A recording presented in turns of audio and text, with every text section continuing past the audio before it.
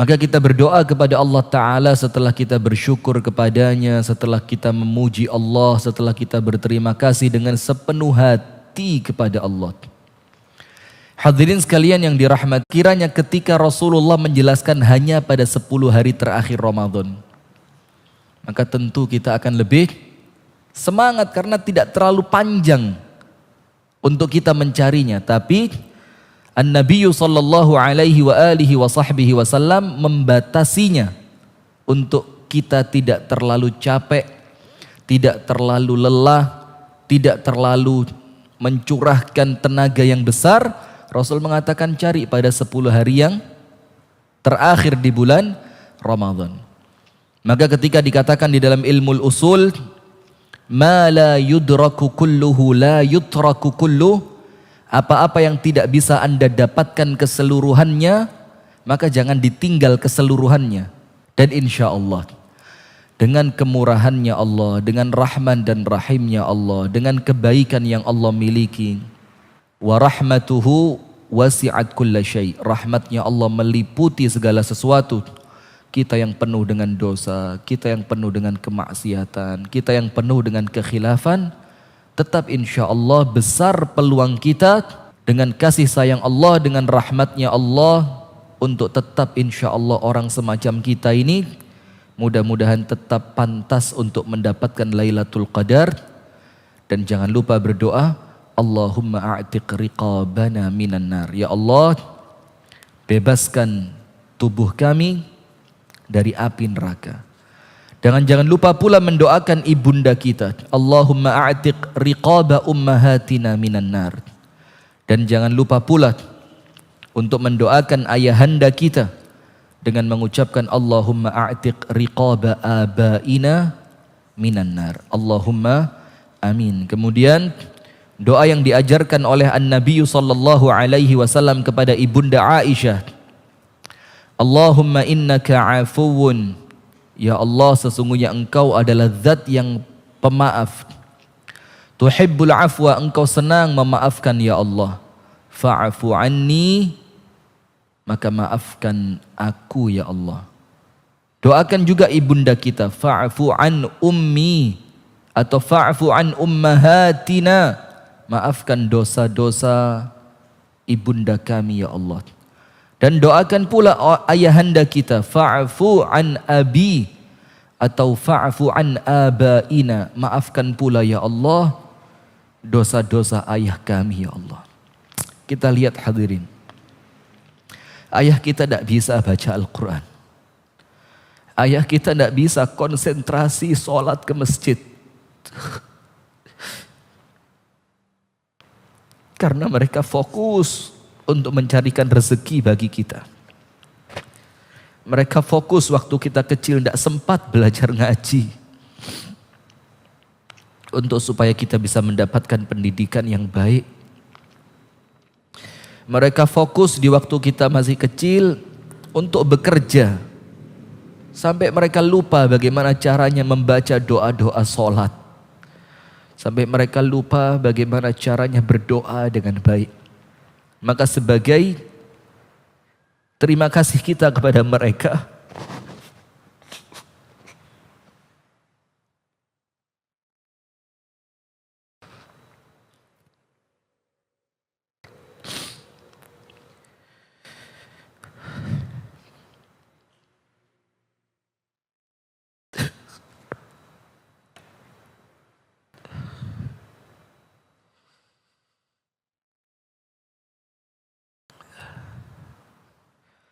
maka sebagai terima kasih kita kepada mereka, minimal jangan lupakan mereka dari setiap lisan kita kalau berdoa.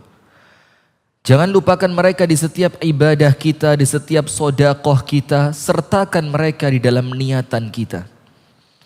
Jangan lupakan mereka di setiap bacaan Al-Quran kita, ucapkan di dalam niat, ya Allah, aku mampu membaca Al-Quran karena mereka yang membiayaiku untuk belajar membacanya ya Allah. Maka jadikan pahala ini selain untukku, maka letakkan pula pahalanya di timbangan kebaikan untuk kedua orang tuaku ya Allah. Maka jangan lupakan itu. Agar apa? Keterlambatan mereka dalam membaca Al-Quran, ketidakmampuan mereka di dalam ibadah, kekurangan mereka di dalam lafaz-lafaz doa yang mereka tidak mampu, tertutupi semua itu dengan kita berikan pahala yang kita amalkan untuk kedua orang tua kita. Semoga Allah menerimanya dari kita dan Allah meletakkan pahalanya untuk orang tua kita. Amin ya rabbal alamin. Sekarang kita baca hadis yang ke-32. Ta'isa abdud dinar. Sungguh celaka orang yang menghambakan dirinya pada harta. An Abi Hurairah radhiyallahu taala anhu qala. Dari Abu Hurairah radhiyallahu taala anhu wa ardahu, di mana beliau sallallahu alaihi wa alihi wa sahbihi wasallam bersabda, qala Rasulullah sallallahu alaihi wa alihi wa sahbihi wasallam, ta'isa abdud dinar. Sungguh binasa orang yang menghambakan dirinya pada dinar, yaitu uang emas. Wa ta'isa abdud dirham, dan sungguh binasa orang-orang yang menghambakan dirinya pada dirham, yaitu uang perak. Wa ta'isa abdul qatifah, dan sungguh celaka orang-orang yang menghambakan dirinya pada pakaian. Tahu enggak? Orang-orang yang pakaian di lemarinya menumpuk, Allah akan hisab dia dengan pakaian itu. Pakaian-pakaian yang mungkin hanya dia pakai sekali seumur hidup. Ada enggak? Ada. Pakaian yang digunakan untuk menerima award apa begitu. Sekali seumur hidup tidak dipakai lagi setelah itu. Apalagi rata-rata pakaian para wanita, perempuan yang biasa mereka gunakan hanya untuk di acara pesta. Tidak pantas dipakai ke masjid. Iya enggak? Tidak pantas dipakai ke pasar, tidak pantas dipakai untuk acara silaturahim keluarga karena terlalu banyak pernik-perniknya. Sementara untuk urusan dua, Rasul mengajarkan kita untuk sederhana. Ada dua perkara yang Rasulullah Sallallahu Alaihi Wasallam mengajarkan kita untuk sederhana. Yang pertama, makanan.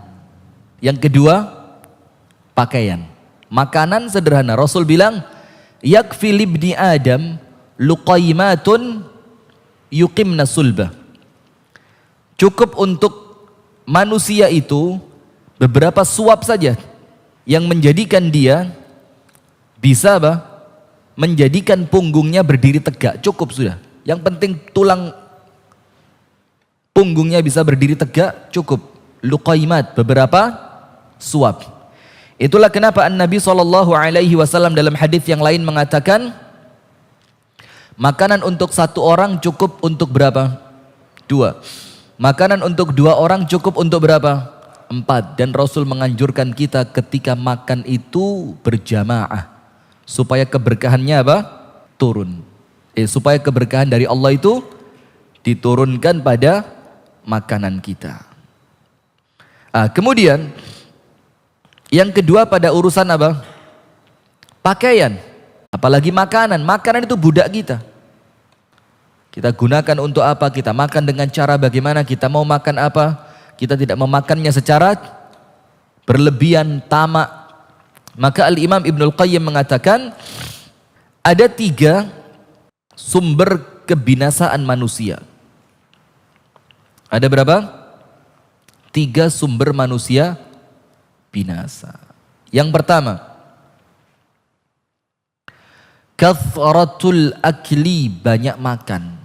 Banyak makan, maka kita sama Allah disuruh apa? Puasa. Yang kedua, antum tahu enggak ada sebagian riwayat yang mengatakan bahwa nafsu ini, nafsu manusia ini hanya bisa dihancurkan oleh lapar. Pernah dengar ya? Jadi nafsu kita ini tidak bisa hancur dengan siksaan tembok penjara. Tidak hancur dia. Nafsu kita tidak hancur dengan cambukan. Tidak hancur dia. Tapi nafsu itu akan hancur dengan apa? Ketika dibikin lapar. Yang kedua, kathratu al-kalam, banyak berbicara. Maka disebutkan di dalam riwayat-riwayat para salaf kita,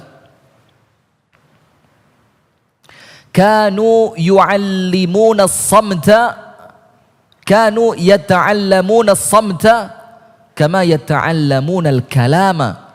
Mereka itu belajar diam sebagaimana keseriusan mereka ketika belajar berbicara. Mereka belajar untuk diam. Maka apa yang terjadi? Yang kedua, kathratul kalam, banyak omong, itu menjadikan orang apa? Binasa. Maka Al-Imam At-Tirmidzi, iya, Al-Imam At-Tirmidzi, betul, Al-Imam At-Tirmidzi, atau boleh dibaca dengan Al-Imam At-Turmudzi, tapi masyhurnya di kalangan ulama hadis Al-Imam At-Tirmidzi. Kalau ada yang baca Turmudzi, jangan malu-maluin, jangan disalahin. Apa Turmudzi?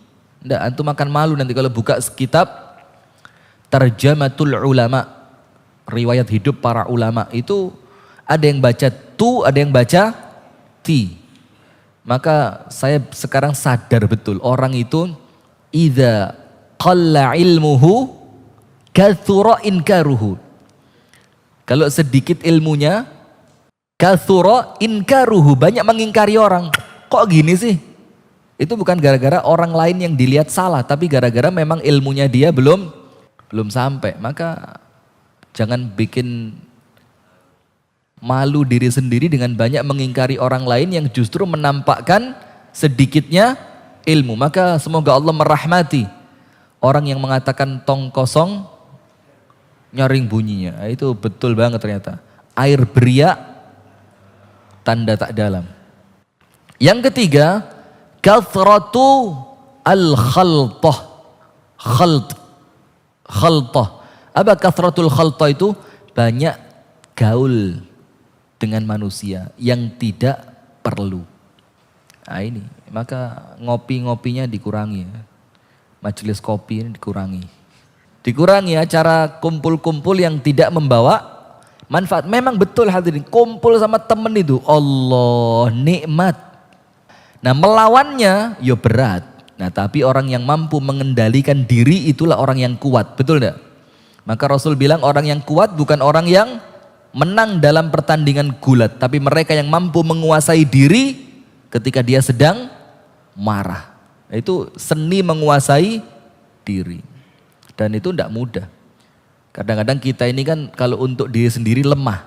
Untuk menyiksa diri kita dalam rangka mendapatkan ridhonya Allah itu sangat lemah kita ini. Sangat lemah.